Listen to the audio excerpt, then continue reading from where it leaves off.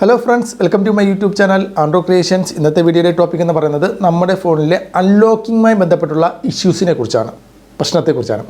അതായത് നമ്മൾ ഫോൺ കയ്യിലെടുത്ത് ഫോൺ അൺലോക്ക് ചെയ്യാൻ നോക്കുമ്പോഴത്തേക്കും ചിലപ്പോൾ ഫോൺ ഓട്ടോമാറ്റിക്കായിട്ട് തന്നെ അൺലോക്ക് ആയിരിക്കും. നമ്മൾ കീസ് ഒന്നും തന്നെ ക്ലിക്ക് ചെയ്തില്ല, പക്ഷേ ഫോൺ അൺലോക്ക് ആയിരിക്കും. അല്ലെന്നുണ്ടെങ്കിൽ നമ്മൾ ഫോൺ എടുത്ത് നോക്കുമ്പോഴത്തേക്കും അൺലോക്കിംഗ് ട്രൈ ഫെയിൽ അല്ലെങ്കിൽ അൺലോക്കിംഗ് അറ്റംപ്റ്റ് ഫെയിൽ എന്നൊക്കെ പറഞ്ഞുകൊണ്ടുള്ള ഒരു നോട്ടിഫിക്കേഷൻ പോലെ നിങ്ങൾക്ക് അവിടെ കാണാൻ സാധിക്കും. ഇല്ലെന്നുണ്ടെങ്കിൽ unlocking attempt fail, try again 50 minutes, അല്ലെങ്കിൽ ട്രൈ അഗൈൻ 10 സെക്കൻഡ്, അല്ലെങ്കിൽ ട്രൈ അഗൈൻ 30 മിനിറ്റ്, അല്ലെങ്കിൽ ട്രൈ അഗൈൻ 1 hour എന്നൊക്കെ പറഞ്ഞുള്ള ഒരു നോട്ടിഫിക്കേഷൻ ആണ്. നമുക്ക് 1 hour ഒക്കെ ആണെങ്കിൽ നമ്മൾ 1 മണിക്കൂർ വരെ നമ്മൾ വെയിറ്റ് ചെയ്യേണ്ടതായിട്ട് വരും പിന്നെ ഫോൺ അൺലോക്ക് ചെയ്യുന്നതിനായിട്ട്. അപ്പോൾ അങ്ങനത്തെ ഇഷ്യൂസുകൾ ചിലപ്പോൾ വരാറുണ്ട്. അല്ലാന്നുണ്ടെങ്കിൽ ചിലപ്പോൾ നമ്മൾ ഫോൺ എടുക്കുമ്പോഴത്തേക്കും ഫോൺ സ്വിച്ച് ഓഫ് ആയിരിക്കും. ഫോൺ എടുത്ത് നോക്കുമ്പോഴത്തേക്കും ഫോൺ സ്വിച്ച് ഓഫ് ആയിരിക്കും. എന്താണ് പ്രോബ്ലംസ് എന്ന് അറിയത്തില്ല, സ്വിച്ച് ഓഫ് ആയിരിക്കും. ചിലപ്പോൾ ഫോൺ എടുക്കുമ്പോഴത്തേക്കും ഓട്ടോ റീസ്റ്റാർട്ടിംഗ് ആയി സംഭവിച്ചുകൊണ്ട് ഫോൺ ഇങ്ങനെ ഓട്ടോമാറ്റിക്കായിട്ട് റീസ്റ്റാർട്ട് ഓൺ ആവും. അങ്ങനത്തെ ഒരു ഇഷ്യൂസുകളായിരിക്കും. അതായത് നമ്മൾ ഫോൺ എന്തെങ്കിലും കാര്യത്തിന് ഫോൺ എടുക്കുമ്പോഴത്തേക്കും ചിലപ്പോൾ ഇത്തരം പ്രോബ്ലംസുകൾ കണ്ട് നമ്മൾ തന്നെ ഞെട്ടിപ്പോവും. എന്താണ് നമ്മുടെ ഫോണിൽ സംഭവിക്കുന്നത് എന്ന് നമുക്ക് ആർക്കും മനസ്സിലാവില്ല. അത്തരം പ്രോബ്ലംസ് വരികയാണെങ്കിൽ നിങ്ങൾ ചെയ്യേണ്ട കുറച്ച് കാര്യങ്ങൾ, അല്ലെങ്കിൽ നിങ്ങളുടെ ഫോണിൽ എന്താണ് സംഭവിച്ചത് എന്നറിയുന്നതിന് വേണ്ടിയുള്ള കുറച്ച് കാര്യങ്ങളാണ് ഞാൻ ഇന്നത്തെ ഈ വീഡിയോയിലൂടെ പറയാൻ പോകുന്നത്. വീഡിയോ നിങ്ങൾ മുഴുവനായിട്ട് കാണുക. അതോടൊപ്പം തന്നെ ഇതുപോലുള്ള മൊബൈൽ സംബന്ധമായിട്ടുള്ള ടെക്നോളജി വീഡിയോസ് കാണാൻ താല്പര്യമുണ്ടെങ്കിൽ തീർച്ചയായും ഞങ്ങളുടെ ഈ യൂട്യൂബ് ചാനൽ ഇപ്പോൾ തന്നെ സബ്സ്ക്രൈബ് ചെയ്യുക. അപ്പോൾ ഇത്തരം പ്രോബ്ലംസുകൾ ഞാൻ നേരത്തെ പറഞ്ഞതുപോലെ അൺലോക്കിംഗ് സംഭവിക്കുക, അൺലോക്കിംഗ് ട്രയൽ ഫെയിൽ വരിക, അല്ലെങ്കിൽ അൺലോക്കിംഗ് അറ്റംപ്റ്റ് ഫെയിൽ 30 മിനിറ്റ്സ്, അങ്ങനെ കുറച്ച് സമയം കഴിഞ്ഞ് നമുക്ക് അൺലോക്ക് ചെയ്യാൻ സാധിക്കത്തക്ക രീതിയിലുള്ള ഒരു നോട്ടിഫിക്കേഷൻ വന്ന് കിടക്കുക, ഓട്ടോ റീസ്റ്റാർട്ടിംഗ് ആവുക, ഓട്ടോമാറ്റിക് സ്വിച്ച് ഓഫ് ആവുക. അത്ര പ്രോബ്ലംസ് വരുമ്പോഴത്തേക്കും നിങ്ങൾ നോക്കേണ്ടത്, അല്ലെങ്കിൽ ഫസ്റ്റ് നിങ്ങൾ ചെയ്യേണ്ട കാര്യമെന്ന് പറയുന്നത്, നിങ്ങളുടെ ഫോണിൽ നിങ്ങൾ പൗച്ച് ഉപയോഗിക്കുന്നുണ്ടെങ്കിൽ, ഇതേപോലുള്ള പൗച്ച് ഉപയോഗിക്കുന്നുണ്ടെങ്കിൽ ഫോണിൻ്റെ സേഫ്റ്റിക്ക് വേണ്ടി നിങ്ങളൊരു പൗച്ച് ഉപയോഗിക്കുന്നുണ്ടെങ്കിൽ ആ ഒരു പൗച്ചിൻ്റെ പ്രശ്നം കൊണ്ടായിരിക്കാം 70% അല്ലെങ്കിൽ 80% പ്രോബ്ലംസുകൾ വരുന്നത് നിങ്ങളുടെ ഫോണിൻ്റെ പൗച്ചിൻ്റെ പ്രശ്നം കൊണ്ടായിരിക്കും. അതായത് പൗച്ച് ദീർഘകാലം യൂസ് ചെയ്തിട്ട് പൗച്ച് ഹാർഡായി പോവുകയോ, അല്ലെങ്കിൽ ടൈറ്റായിട്ടുള്ള പൗച്ച് നിങ്ങൾ യൂസ് ചെയ്യുകയോ, അല്ലെങ്കിൽ പൗച്ചിൻ്റെ ഇടയിലൊക്കെ അഴുക്കൊക്കെ കയറിയിട്ട് ഉള്ള ആ പൗച്ചിൻ്റെ ഞെരുക്ക്, ആ പൗച്ച് പവർ ബട്ടണിൽ ഞെരുങ്ങിയിരിക്കുന്നത് കൊണ്ടോ ഒക്കെ ഇത് സംഭവിക്കാം. അതുകൊണ്ട് ആദ്യം നിങ്ങൾ നോക്കേണ്ടത് നിങ്ങളുടെ പൗച്ച് നിങ്ങൾ മാറ്റി നോക്കുക. പൗച്ച് എടുത്ത് കളഞ്ഞതിന് ശേഷം നിങ്ങൾ ഫോൺ യൂസ് ചെയ്ത് നോക്കുക.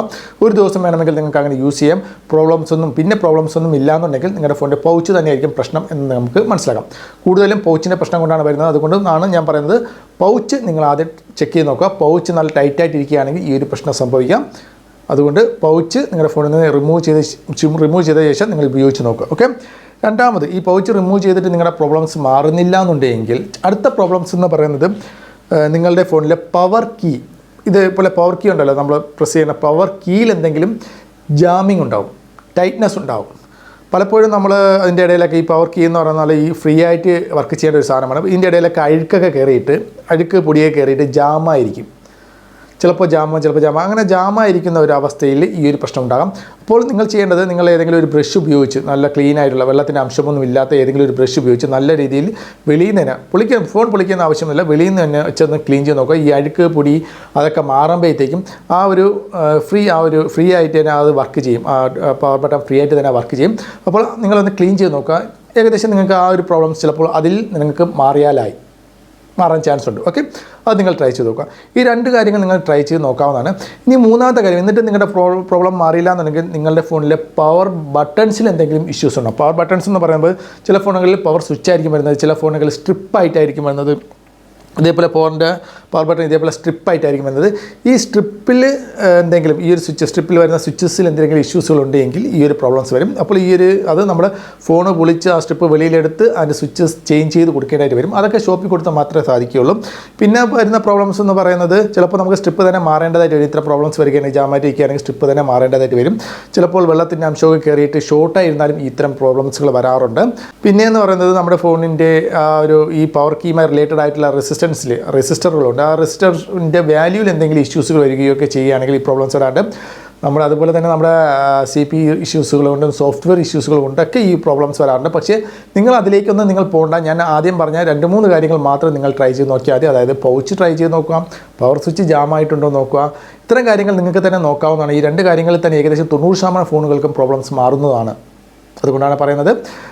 ബാക്കി കാര്യങ്ങളിലൊക്കെ ചെയ്യേണ്ട ആവശ്യം എന്നിട്ടും മാറിയില്ലെങ്കിൽ മാത്രം നിങ്ങൾ ഷോപ്പിൽ കൊടുത്ത് ബാക്കി കാര്യങ്ങളൊക്കെ നിങ്ങൾക്ക് ചെക്ക് ചെയ്ത് നോക്കാവുന്ന ഷോപ്പ് ടെക്നീഷ്യൻ്റെ സഹായത്തോടുകൂടി ചെക്ക് ചെയ്ത് നോക്കാവുന്നതാണ്. ഓക്കെ, ഞാൻ ഈ പറഞ്ഞ കാര്യങ്ങൾ എന്തെങ്കിലും നിങ്ങൾക്ക് ഡൗട്ട് ഉണ്ടെങ്കിൽ തീർച്ചയായിട്ടും താഴെ കമൻറ്റ് ചെയ്യുക, ഞങ്ങൾ റീപ്ലൈ നൽകുന്നതായിരിക്കും. അടുത്തൊരു വീഡിയോ വീണ്ടും കാണുന്നതുവരെ ബൈ.